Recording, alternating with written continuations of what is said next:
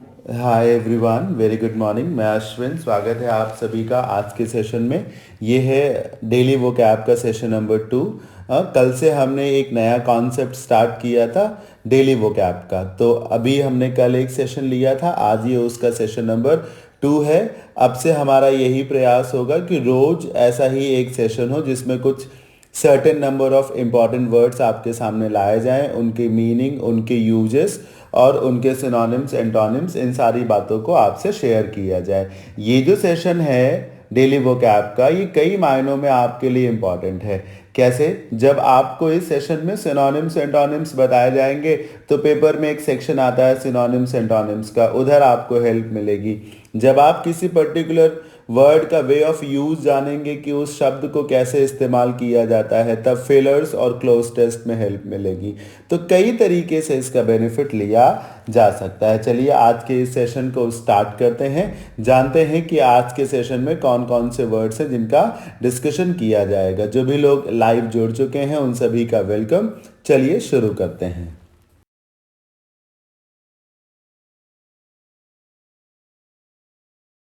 आज के सेशन के जो वर्ड्स हैं वो हैं विवेशियस, जो कि एक एडजेक्टिव है। दूसरा वर्ड जो हमने रखा है वो है subjugate, which is a verb.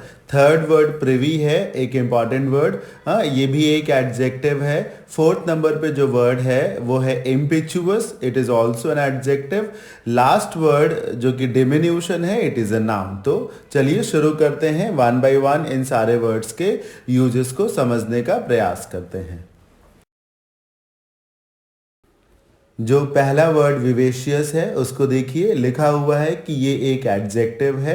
Meaning को रीड आउट करते हैं। If you describe someone as vivacious you mean that they are lively, exciting and attractive. मतलब किसी खुश मिजाज स्वभाव के व्यक्ति को जो एक्टिव हो, फ्रैंक हो, कॉन्फिडेंट हो, चार्मिंग हो, चीयरफुल हो, ऊर्जा से भरा हुआ हो, उसको विवेशियस कहा जाता है। एक सरल शब्द होता है इनर्जेटिक, उत्साह से भरा हुआ, एंथुजियास्टिक। ऐसे नेचर के लोगों को विवेशियस कहा जाता है।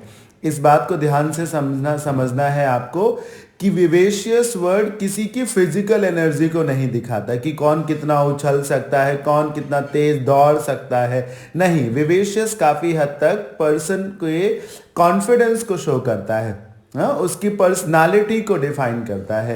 विवेशियस में ये नहीं है कि आपको 10 किलोमीटर दौड़ना है और आप उसमें थकेंगे नहीं तो फिर आप विवेशियस है। नहीं, आप अगर कॉन्फिडेंट हैं, चीयरफुल हैं, लाइवली हैं, फ्रैंक है, मैं एक बार बार वर्ड यूज कर रहा हूं कॉन्फिडेंट, उसको विवेशियस कहा जाता है। एग्जाम्पल देखिए, the young man drew attention of. Draw attention एक फ्रेज होती है जिसका मतलब होता है दूसरों का ध्यान अपनी ओर खींचना। Draw attention of somebody of everyone as he entered the party।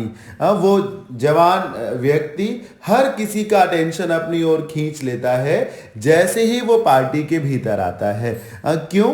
Due to his vivacious personality while he bounced around the room. मतलब इधर उधर वो जाता है कमरे में और अपने विवेशियस पर्सनालिटी, मतलब बहुत ही अच्छे व्यक्तित्व के चलते, ऊर्जावान व्यक्तित्व के चलते हर किसी का ध्यान अपनी ओर खींच लेता है। मैंने कहा ना, यहां पर किसी को दौड़ के नहीं दिखाना है, बहुत सारा फिजिकल लेबर नहीं करना है, एक तरीके से कॉन्फिडेंस को दिखाना है। ये दिखाना है कि आप नॉलेजेबल हैं, आप सिचुएशन को इजीली हैंडल कर सकते हैं। जितना कॉन्फिडेंस लेवल आपका होगा उतने ही ज़्यादा आप विवेशियस होंगे। अभी मैं कुछ बातें और बताऊंगा, सुनते रहिए। एक तो एंटर्ड के बाद आप देखिए, एंटर्ड इनटू द पार्टी नहीं लिखा। ये पेपर में एक मतलब एक बहुत ही कॉमन क्वेश्चन है। अक्सर एंटर के बाद इनटू लगा के दिया जाता है। याद कर लीजिए, कहीं लिख लीजिए कि एंटर के बाद इनटू का प्रयोग नहीं किया जाता। हाँ, एक सिचुएशन जरूर है जब एंटर इनटू होता है, लेकिन उसका मतलब किसी प्रकार की फिजिकल एंट्री से नहीं होता। फिजिकल एंट्री का मतलब चूहे का बिल में जाना, आपका किसी बस में चढ़ना, या किसी स्टूडेंट का क्लासरूम में आना, आपका अपने बेडरूम में जाना, ये सब फिजिकल एंट्री है। तो यहां पर एंटर के साथ इनटू नहीं लगेगा। हाँ, एंटर इनटू एक फ्रेज होती है जिसका मतलब है किसी बिजनेस को शुरू करना, टू स्टार्ट अ बिजनेस। अब वहां तो किसी प्रकार की फिजिकल एंट्री नहीं है। या एंटर इनटू का ये भी मीनिंग होता है किसी प्रकार के कन्वर्सेशन में पढ़ना, डायलॉग इनिशिएट करना, कोई वार्तालाप शुरू करना, तो वहां भी कोई फिजिकल एंट्री नहीं है। तो whenever there is a case of physical entry, make sure कि आप enter के बाद कोई preposition ना लगाएं, और जब मीनिंग हो to start something तो वहां पर enter के बाद into लग सकता है। तो अपनी विवेशियस पर्सनालिटी के चलते वो यंग मैन सबका अटेंशन अपनी ओर खींच लेता है। ये था इस एग्जाम्पल का मीनिंग। सिनोनिम्स देख लीजिए, लाइवली, चीयरफुल, बॉयंट। अगर आपने कल का सेशन अटेंड किया हो तो कल के सेशन में भी मैंने जो वर्ड्स पढ़ाए थे उसमें से एक वर्ड के सिनोनिम में बॉयंट आया था। इबुलियंट अच्छा वर्ड हो सकता है।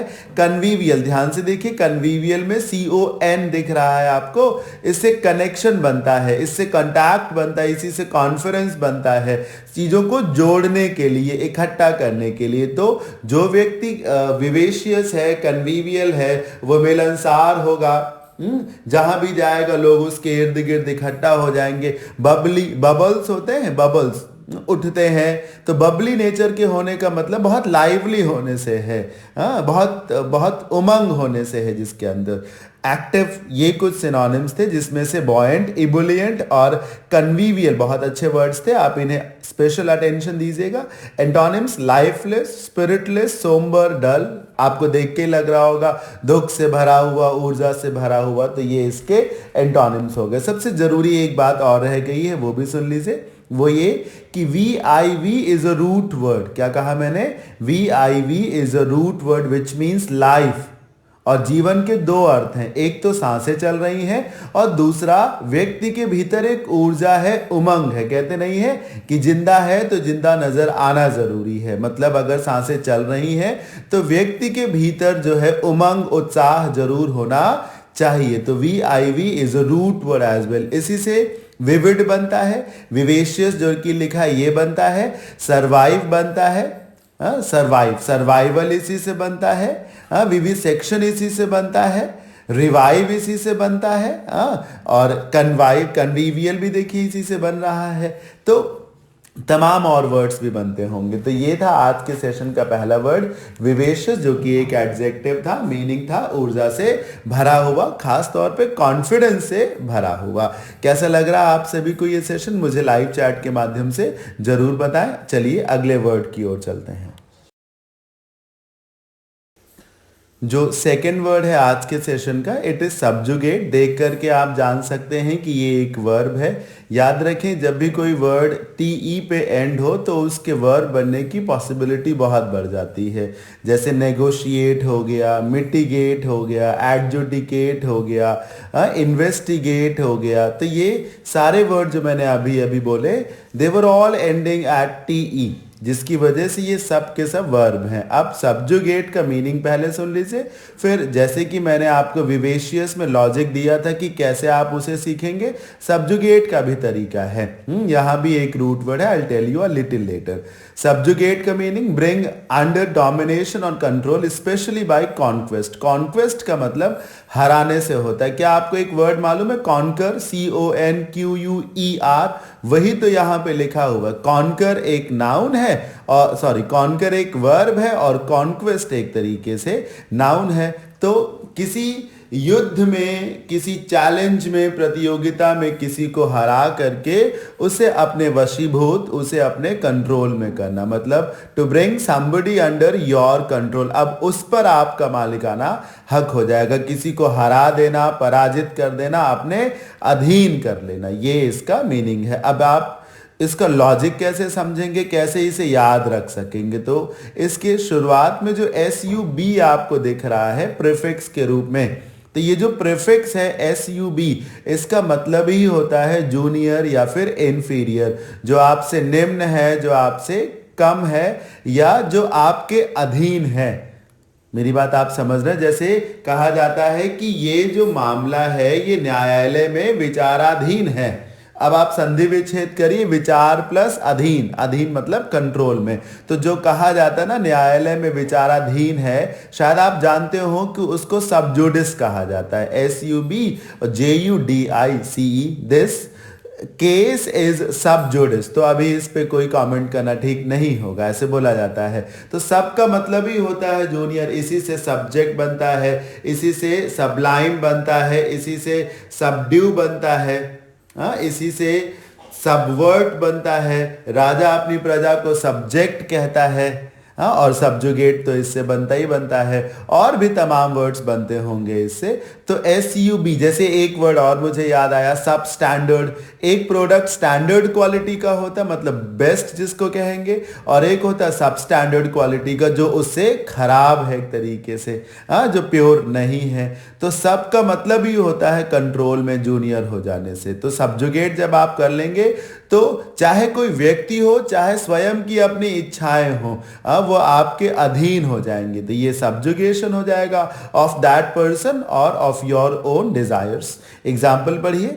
When the settlers first landed on the continent, continent कोई बड़ा राज्य, साम्राज्य, तो जब सेटलर्स, बाहरी लोग, पहली बार उस साम्राज्य, उस जगह पर उतरे, they tried to subjugate the natives and turn them into slaves। उन्होंने प्रयास किया कि जो वहां के नेटिव्स थे, यानी कि वहां के जो लोकल के लोग थे, उनको सब्जुगेट करने की कोशिश की, मतलब हराने की, अपने अधीन करने की कोशिश की, और उन्हें गुलाम बनाने का प्रयास किया। तो सब्जुगेट करने की कोशिश की, जैसे जब मुगल्स आए, हाँ, जैसे जब अंग्रेज आए, तो इन सभी ने सब्जुगेट करने की कोशिश की थी उस वक्त के इंडियंस को, है ना, कंट्रोल में लेने की कोशिश की थी। Let's read out example number 2। It says even though she was smaller than हर असेलेंट। कहीं लिख लीजिएगा, असेलेंट का मतलब अटैकर होता है, जो हमलावर होता है, जो किसी पर हमला करे उसे असेलेंट बोलते हैं। The young women was able to subjugate him using a pistol. वैसे तो वो महिला उस हमलावर से छोटी थी इन हाइट, लेकिन वो यंग वुमेन हिम्मत जुटा पाई, एक पिस्टल के सहारे, एक बंदूक के सहारे वो उस असेलेंट, उस हमलावर पर भारी पड़ गई, उसने उसे ही अपने कब्जे में कर लिया। She was able enough to subjugate him using a pistol. तो ये मीनिंग था सब्जुगेट का। फटाफट सिनोनिम्स देख लीजिए। कॉन्कर, हराना, डोमिनेट करना, और ले वंस योक अपॉन। अब ये एक ईडियम है, ले वंस योक अपॉन। मीनिंग तो इसका भी यही है, किसी को अपने अधीन करना। अब इसका तर्क मैं आपको बताता हूं। जब आपने हल देखा होगा, बैल होते हैं, बैलों के की गर्दन पर एक बड़ी सी लकड़ी रखी जाती है, जो उन पर बहुत वजन लाती है, जिसके सहारे फिर खेती का काम किया जाता है। वो जो बहुत बड़ी सी लकड़ी होती है, उसी को योक कहा जाता है। उसका क्या मकसद है? ताकि बैल जो है दाएं बाएं कहीं ना जा सके, आपके अधीन रहे, जो किसान है उसके अधीन रहे। तो ले वंस योक अपॉन का यही मतलब है कि आपने उस लकड़ी को, उस योक को, उस हल को बैलों के गर्दन पे डाल दिया। अब वो आपके इच्छा के अनुसार काम करेंगे। चलिए, इसी बहाने आपसे एक फ्रेज भी तैयार हो गई। अब एंटोनिम्स देख लीजिए। रिलीज, रिहा कर देना। सेट फ्री एक लीगल वर्ड है, आजाद कर देना। लिबरेट, आजादी से संबंधित, उधर अधीन करने की बात होगी और इधर रिहा करने की बात होगी। तो इस तरीके से सब वर्ड नंबर 2 भी पूरा हो जाता है। सब्जुगेट, जिसका मतलब अपने अधीन करने से है। जो जो इंपॉर्टेंट पॉइंट्स मैं बताता हूं उन्हें नोट डाउन करते हुए चले और आगे बढ़ते हैं। आप जो थर्ड वर्ड हमने रखा है आज के सेशन में वो है प्रिवी। प्रिवी वर्ड की दो प्रॉपर्टी, एक तो इसका अपना मीनिंग और दूसरा इसके बाद आने वाला प्रेपोजिशन टू। तुरंत ही लिख लीजिए कि प्रिवी के बाद हमेशा प्रेपोजिशन टू होता है। और किसी भी घटनाक्रम के प्रति प्रिवी होने का मतलब अवेयर होना, नोन होना। अगर आप कोई सीक्रेट जानते हैं तो आप प्रिवी हैं। आपको कहीं कोई घटनाक्रम घटने वाला है या घट रहा है and you are aware of that incident, तो आप प्रिवी हैं उसके, मतलब अवेयर होना, नोन होना, जानना। पढ़िए। If you are privy to something secret you have been allowed to know about it. आपको आजादी दी गई है, अधिकार मिला है कि आप जाने, मतलब आप जानते हैं किसी सीक्रेट को, प्रिवी हैं एक तरीके से। एग्जाम्पल देखिए।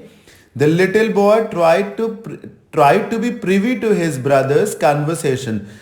उस छोटे से बच्चे ने कोशिश की, he tried to be privy to his big brother's conversation, कि उसका बड़ा भाई क्या बातें कर रहा है किसी दूसरे व्यक्ति से, उसने जानने की कोशिश की। कैसे?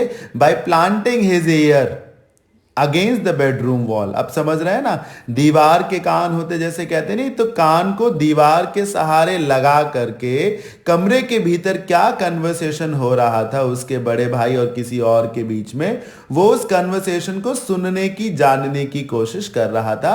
ही wanted to be privy to that conversation which was initiated by, which was carried on by his brother and somebody else। अच्छा, इसमें एक और अच्छी बात है, ये जो planting his ear के बाद against लिखा हुआ है, तो मैं बता दूं, जब कोई भी वस्तु किसी दूसरी वस्तु के सहारे रखी जाती है, जैसे आपने अपने कान को दीवार के सहारे लगा दिया तो अब अगेंस्ट हो गया। जैसे कि आपने साइकिल ली और साइकिल को एक पिलर के सहारे आपने खड़ी कर दी, तो you parked your cycle against the pillar. या आपने सीढ़ी ली और दीवार के सहारे लगा दी, तो what you did, you settled और you set the ladder against the wall. मेरी बात आप समझ रहे हैं? या आप खिड़की के सहारे, दरवाजे के सहारे टेक लेकर खड़े हुए हैं, तो you are leaning your self against the wall या अगेंस्ट द विंडो। इस बात का ध्यान रखें कि सटा कर रखना किसी चीज को, खड़े होना, इन सब के लिए अगेंस्ट प्रेपोजिशन ही आना चाहिए। फिजिक्स का रूल है इसमें कि जब आप स्वयं ही दरवाजे के सहारे अगर खड़े हैं तो आप उस पर जाने अनजाने में एक बल लगा रहे हैं, और जो फोर्स आप एग्जर्ट कर रहे हैं वो उस दरवाजे को दूसरी दिशा में धकेल रहा है। और जब वो दूसरी दिशा में धकेल रहा है तो ये विरोध करना ही तो हुआ, इसीलिए अगेंस्ट प्रेपोजिशन लगाया जाता है। चलिए एग्जांपल नंबर 2 भी पढ़ लीजिए। Only a few personalities, including the chiefs of all the 3 armed forces, were privy to the operation called surgical strike। याद आया जब गवर्नमेंट ऑफ इंडिया ने सर्जिकल स्ट्राइक की थी, जो टेररिस्ट लॉन्च पैड से across the border, across the line of control, तो सिर्फ कुछ लोग ही जानते थे, कुछ गिने चुने लोग, जैसे कि प्राइम मिनिस्टर साहब, होम मिनिस्टर साहब, डिफेंस मिनिस्टर और साथ ही साथ तीनों सैन्य बल के जो प्रमुख थे, सिर्फ उनको मालूम था that something called something like surgical strike is going to take place very very soon. तो ये था प्रिवी का एग्जाम्पल, और प्रिवी का मीनिंग मैंने बताया, और प्रिवी के साथ टू लगता है। देखिए मैंने सिनोनिम्स एंटोनिम्स नहीं लिखे, जानते हैं क्यों? क्योंकि प्रिवी के सिनोनिम्स एंटोनिम्स प्रिवी को कभी रिप्लेस नहीं कर सकते। बाकी तो अलर्ट, अवेयर, ये सब सिनोनिम्स हो जाएंगे। Ignorant, indolent, unknown, lazy, sluggish, ये सब एंटोनिम्स हो जाएंगे। लेकिन कभी भी प्रिवी को रिप्लेस ना उसका सिनोनिम कर सकता है और ना ही उसका एंटोनिम कर सकता है किसी भी सिचुएशन में। इसीलिए बेहतर है कि आप प्रिवी को जाने, उसके साथ टू लगता है, उसके यूजेस को जानिए। चलिए मूव ऑन करते हैं, आगे बढ़ते हैं। वर्ड नंबर 4 जो है आज के सेशन का, इट इज इम्पिचुअस। आप ध्यान से देखिए, इसमें भी आखिर में OUS लगा हुआ है। तो जो पहला वर्ड था विवेशियस, उसमें भी OUS था, वो भी एक एडजेक्टिव था, ये भी एक एडजेक्टिव है। ये सब तरीके होते हैं पार्ट्स ऑफ स्पीच को समझने के, कि OUS लगा है, ENT, ANT लगा है, AL, BLE लगा हुआ, तो ये सब एडजेक्टिव्स हो जाते हैं। खैर एग्जाम्पल देखिए, सॉरी मीनिंग देखिए। If you describe someone as impetuous, you mean that they are likely to act quickly and suddenly without thinking और बीइंग केयरफुल। नेगेटिव वर्ड है, आप पढ़ के जान गए होंगे। अगर कोई व्यक्ति इम्पिचुअस है तो बहुत हड़बड़ाहट में रहता है, जल्दबाज स्वभाव का वो व्यक्ति है, किसी भी कार्य को करने से पहले पूरा विचार वो नहीं करता, कोई भी डिसीजन लेने से पहले वो उसके प्रॉस एंड कॉन्स का ज्यादा विचार नहीं करता। जैसे एक जवान खून नहीं होता, कुछ भी कर गुजरना बिना सोचे समझे कि आगे उससे उसे लाभ होगा या फिर नुकसान होगा। तो इम्पिचुअस इसी को कहा जाता है, मतलब नेचर से हेस्टी होना, हड़बड़ाहट में होना, बिना विचारे किसी भी कार्य को करना, जिससे संभवतः आप थोड़ी देर बाद या कल को रिसीविंग एंड पे जा सकते हैं। तो कभी भी किसी को इम्पिचुअस नहीं होना चाहिए। चलिए एग्जाम्पल देखिए। While I may have been impetuous as a teenager, teenager मतलब यंग एज। अक्सर ये जो इम्पिचुअस वर्ड है टीनेज जो होती है उसके लड़के लड़कियों के लिए इस्तेमाल किया जाता है। 18, 20, 22 साल जब मेच्योरिटी की एज नहीं होती है ना, तो उस वक्त के लोगों के लिए ये इम्पिचुअस वर्ड ज्यादा यूज होता है। तो कोई कह रहा है कि हाँ, जब मैं टीनेजर था तो हड़बड़ाहट में रहता था, कभी भी कुछ भी कर बैठा, कुछ भी बोल बैठा, but I have become a patient adult now, लेकिन अब मैं वयस्क हो गया हूं और एक पेशेंट, एक धैर्यवान वयस्क बन गया हूं। अब मुझ में वो हड़बड़ाहट नहीं है। That was when I was a teenager. Example number 2 पढ़िए। टू सम इकोनॉमिस्ट, कुछ अर्थशास्त्रियों के लिए, the decision to demonetize the currency of higher denomination, आपको समझ में आ रहा होगा, नोटबंदी से रिलेटेड है ये सेंटेंस। तो कुछ अर्थशास्त्रियों के नजर में जो डीमोनेटाइज किया गया था उस करेंसी को जो हायर डिनोमिनेशन की थी, मतलब 500 और 1000 की नोटें, डिनोमिनेशन जो होता है वो वर्थ के लिए, यूनिट के लिए, वैल्यू के लिए, जैसे कोई नोट 10 रुपए की है तो वो 10 रुपए उसका डिनोमिनेशन है, 500 की है तो वो 500 रुपए उसका डिनोमिनेशन है। तो बहुत से इकोनॉमिस्ट की नजर में सरकार का एकाएक ये कह देना कि 500 और 1000 की नोटें अब इनवैलिड हो गई हैं, नहीं चलेंगी, was an impetuous move of the central government. ये केंद्र सरकार का एक हड़बड़ाहट और जल्दबाजी में और गैर जिम्मेदार फैसला था, मतलब पूरी तरीके से विचार नहीं किया सरकार ने, एकाएक जो है सरकार ने ऐसा एक इररिस्पॉन्सिबल डिसीजन ले लिया to demonetize the currency of higher denomination. चलिए सिनोनिम्स देखिए। हेस्टी, हेस्ट से बना हुआ, इम्पल्स से इम्पल्सिव बना, हेस्ट का मतलब जल्दबाजी होता है तो हेस्टी जल्दबाज हो गया। इम्पल्स, आपने इम्पल्शन पढ़ा होगा, आवेग को कहा जाता है। आवेग क्या है? गुस्सा, तेज तर्रार होना, तेज होना, तो इम्पल्सिव हो गया। प्रिसिपिटस एक बहुत अच्छा वर्ड हो सकता है, लिख लीजिएगा, हड़बड़ाहट में रहने वाला। स्पॉन्टेनियस, जो एकाएक उसी वक्त कोई फैसला ले ले या उसी वक्त किसी प्रकार की कोई प्रतिक्रिया दे दे। कहा जाता है ना कई बार तुरंत प्रतिक्रिया देना जो है वो हानिकारक हो सकता है। तो ये कुछ सिनोनिम्स थे। मैं फिर से क्लियर कर दूं कि impetuous is not a positive word. आप ध्यान रखें, ऐसे कैरेक्टर को, ऐसे नेचर को कैरी करना ठीक नहीं होता। दो अच्छे वर्ड सिनोनिम्स के रूप में आपने देखे, first was impulsive, another was precipitous. अब एंटोनिम्स में क्या आएगा? एंटोनिम्स में वो शब्द आएंगे जो गंभीरता को दिखाएं, जो वयस्क होने को दिखाएं, जो मेच्योरिटी को दिखाएं। तभी देखिए कंपोज्ड आया। कंपोज्ड होने का मतलब आप सघन है, आपका निर्माण सही तरीके से किया गया है और आप फैसले को सोच समझ करके लेंगे। मेच्योर जानते ही होंगे। Serious, cautious, very. अब देखिए कॉशियस और वेरी मतलब सतर्क होना। सतर्क होना भी तो व्यक्ति की समझदारी ही दिखाता है। अगर कोई व्यक्ति सतर्क है तो किसी भी सूरत में वो हड़बड़ाहट में कोई काम नहीं करेगा, जल्दबाजी किसी भी प्रकार की नहीं करेगा। चलिए आगे बढ़ते हैं, अगले वर्ड को पढ़ लेते हैं। उम्मीद है आप सभी को अभी तक का सेशन समझ में आ रहा होगा। इस वर्ड को पढ़ाने से पहले एक छोटी सी बात कि ये वोकैब का सेशन नंबर 2 है। पहला सेशन कल रिकॉर्ड किया गया था। जिन भी लोगों ने अभी तक उस सेशन को ना देखा हो, चैनल की प्लेलिस्ट पे वो भी पड़ा हुआ है, उसे भी देखें और हर सेशन के नोट्स बना सकते हैं जो इंपॉर्टेंट वर्ड्स हैं। साथ ही साथ इन्हें बार बार देखना होगा, आपको टाइम टू टाइम इन्हें रिवाइज करना होगा ताकि आपको लंबे समय तक ये चीज़ें आपके दिमाग में रहें। और अगर अभी तक आपने वीडियो को लाइक ना किया हो तो प्लीज़ लाइक कर दें और अगर आपको जो भी कमेंट देना हो वो कमेंट भी आप दे सकते हैं। चलिए आखिरी वर्ड को पढ़ लेते हैं जो कि है diminution.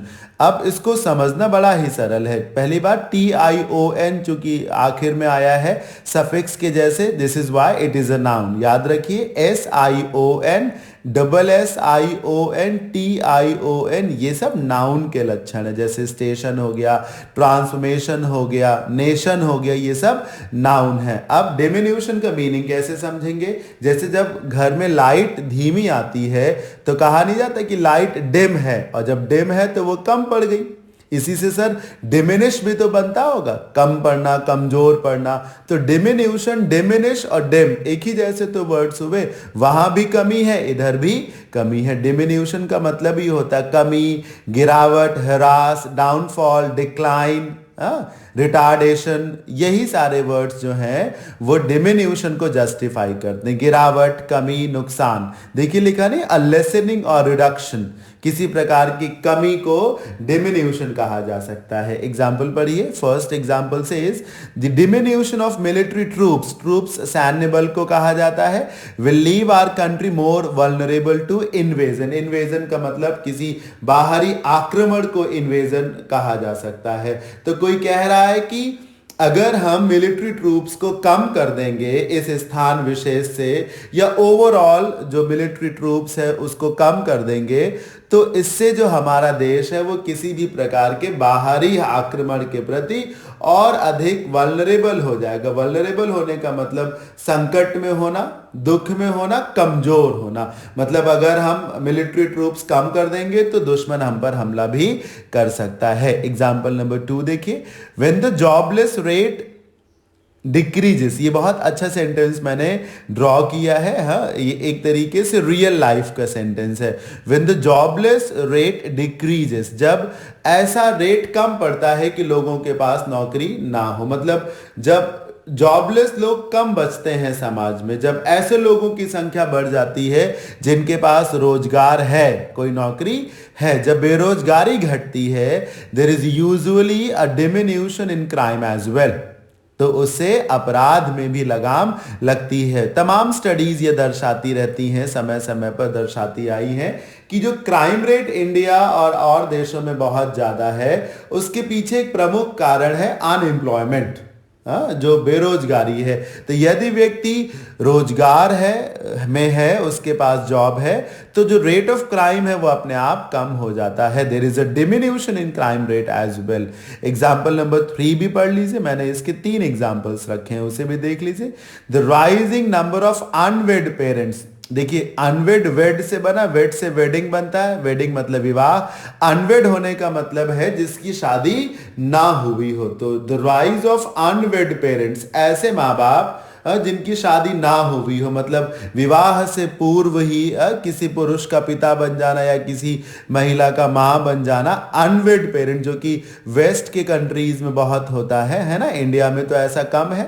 Reflects a diminution of moral values, इससे ये पता चलता है कि समाज में, देश में मॉरल वैल्यूज कितनी कम बच रही हैं। हाँ, लोग जो है एक तरीके से सामाजिक धरोहर, सांस्कृतिक मूल्यों की किस प्रकार से एक तरीके से धज्जियां उड़ा रहे हैं, ये कहा जा रहा है। जो rising number of unwed parents है, अनवेड मदर्स है, अनवेड फादर्स है, इससे पता यही चलता है कि मॉरल वैल्यूज धीरे धीरे कम पड़ रही हैं, कमजोर हो रही हैं। सिनोनिम्स से पढ़ लीजिए। डाउनफॉल जानते होंगे, गिरावट, डिक्लाइन भी जानते होंगे, डिक्रीज भी, स्लम्प धड़ाम से गिर जाना स्लम्प बोलते हैं, रिडक्शन भी आप समझ सकते हैं। एंटोनिम्स पढ़ लीजिए।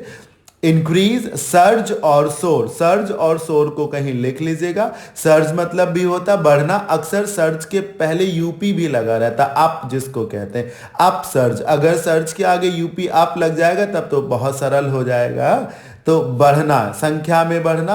सोर का मतलब भी बहुत तेजी से बढ़ना। देखिए सोर के 3 स्पेलिंग होती है, एक जो लिखा है SOAR, एक दूसरी स्पेलिंग होती है SORE, लिख लीजिए SORE, तीसरी स्पेलिंग होती है SOUR। आपका ये काम है कि आप इन तीनों वर्ड्स में क्या डिफरेंस है स्वयं से समझे। अदरवाइज जब भी कभी मैं कंफ्यूजिंग वर्ड्स के सेशन लूंगा तो वहां ऐसे और तमाम वर्ड्स पे चर्चा जरूर करूंगा। चलिए आगे बढ़ते हैं। तो ये था आज का session, daily vocab session number 2। कैसा लगा आज का भी सेशन, आप मुझे जरूर चैट के माध्यम से, कमेंट के माध्यम से जरूर मुझे बताएं। और शाम को एक नए कंटेंट के साथ, एक नए सेशन के साथ मिलेंगे। पॉसिबली हो सकता है शाम को रीडिंग कॉम्प्रिहेंशन या फिर रीअरेंजमेंट ऑफ सेंटेंसेस कराया जाए। बहुत डिमांड है इन दोनों सेशंस की। कुछ तकरीबन 1 हफ्ता हो गया है रीडिंग कॉम्प्रिहेंशन और रीअरेंजमेंट ऑफ सेंटेंसेस में से कोई भी सेशन नहीं हुआ है, तो इन्हें आपके सामने लाने की कोशिश की जाएगी। चलिए अभी के लिए इतना ही, अपना ध्यान रखें। Thank you everyone for joining me live. Thank you so much. Bye bye. Take care.